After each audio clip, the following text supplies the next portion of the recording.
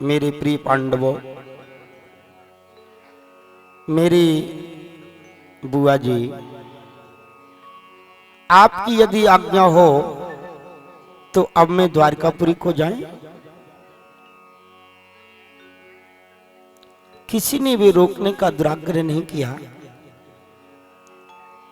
भगवान को विदा किया, भगवान द्वारकापुरी में आ गए। बोलो द्वारकाधीश भगवान की। जो भगवान के विरह में जिनके शरीर कृश हो गए थे, कमजोर हो गए थे,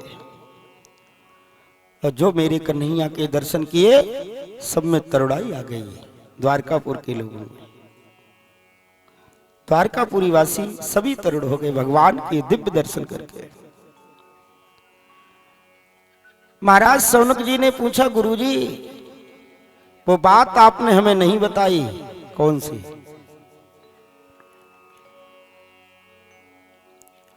जो अभिमन्यु की पत्नी उत्तरा के गर्भ में जो बालक अश्वत्थामा ने मारा था, उसको भगवान ने बचाया था।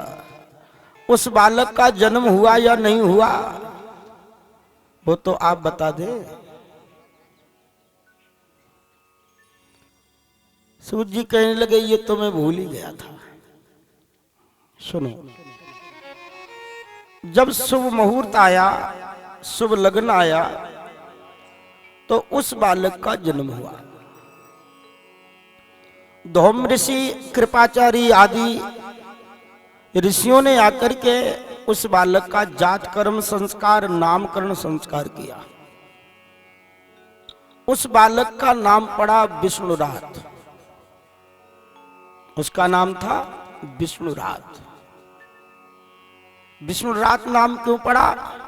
ये विष्णुना राता दत्ता इति विष्णुराता है।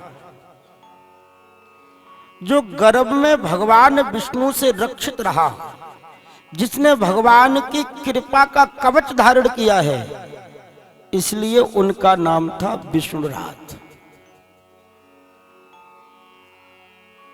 बालक जिसकी गोदी में आता है, वो टुकुर टुकुर मुंह की तरफ देखता है। वो पुरुष अभी मेरी नजर के सामने नहीं आया जो गर्भ में मुझे बचाने गया था, उसी की पहचान करते हैं। मुंह की तरफ देखते रहते हैं।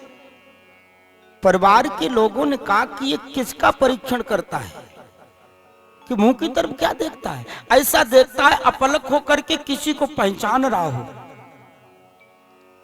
तो उनका नाम रख दिया परित्या इच्छति इति परीक्षितः। अरे तो परीक्षित किसी का परीक्षण कर रहा है, इसलिए इनका नाम परीक्षित। उन्हीं का नाम परीक्षित रख दिया। वैसे उनका राशि का गर्भ का नाम तो विष्णुरात है।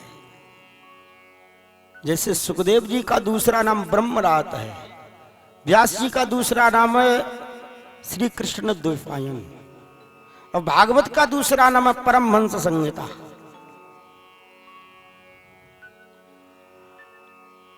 धीरे धीरे शुक्ल पक्ष के चंद्रमा के समान ये बालक बढ़ने लगा, सियाना हुआ। इधर विदुरस तीर्थ यात्रायाम मैत्रियादात्मनो गतिम ज्ञात्वा गादित हस्तनपुरम तया भाप्त विविस्यतः। महाभारत की जब भूमिका बनी थी, तो भरी सभा में चाचा विदुर का जो अपमान किया था दुर्योधन ने, तो दुर्योधन महाभारत शुरू होने से पहले ही हस्तिनापुर को छोड़ करके तीर्थ करने के लिए चले गए थे चाचा विदुर। और जिस दिन से विदुर जी गए, तो विदुर जी नहीं जा रहे हैं। कौन जा रहे हैं? कौरव पुण्य लब्ध। आज कौरवों का मानो पुण्य, उनका धर्म ही उनका साथ छोड़ करके जा रहा है। जब तक विदुर जी कौरवों के पक्ष में रहे, तब तक कौरवों का बाल बांका नहीं हुआ। और जब विदुर को घर से निकाल दिया, उसी दिन से कौरवों पर संकट के बादल आना शुरू हो गए। उस समय जब विदुर जी कौरवों में रहते थे, इधर पांडवों में धर्मराज रहते थे, तो पांडवों ने हर परिस्थिति में धर्म की आज्ञा का पालन किया, धर्म का आदर किया। इधर विदुर जी धर्म के अवतार हैं कौरव दल में, कौरव दल में धर्म का, विदुर का सम्मान नहीं हुआ।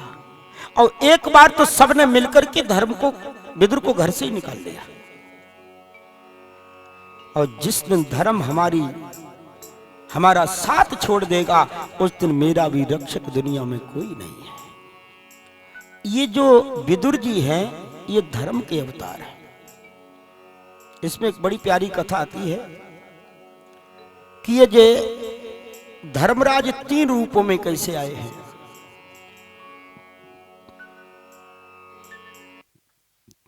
बोलिए नारायण भगवान की।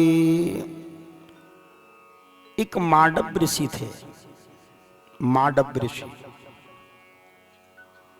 वो अपने आश्रम पर रात्रि में प्राणायाम खींच करके ध्यान अवस्था में बैठे थे।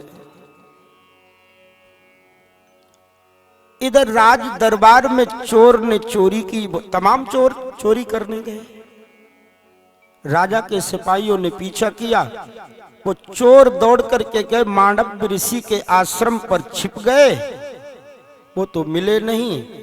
राजा की फौज ने समझा कि ये बाबा आंखें बंद करके बैठा है, ये चोर है, भाग नहीं पाया है, ये बाबा नहीं है, ये चोर है। महाराज जी अपने समाधि अवस्था में थे। सेवकों ने उन्हीं महाराज जी को पकड़ करके राज दरबार में पेश कर दिया। ये चोर है महाराज, माल लेकर के भाग रहा था। जब इसकी घेराबंदी करने लगे तो भाग नहीं पाया और पाखंड का रूप धारण करके आंखें बंद करके बैठ गया।